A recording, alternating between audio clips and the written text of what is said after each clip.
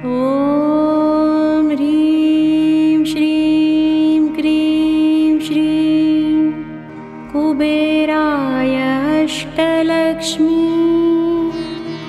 मम गृहे धनं पुरय पुरय नमः।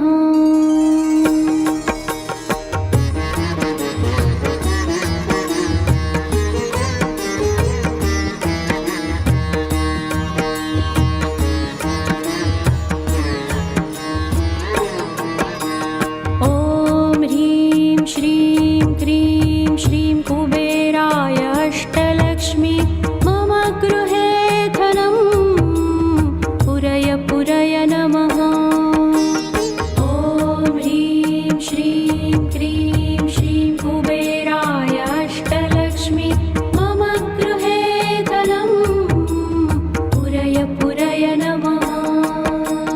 ॐ ह्रीं श्रीं क्रीं श्रीं कुबेराय अष्टलक्ष्मी मम गृहे धनं पुरय पुरय नमः।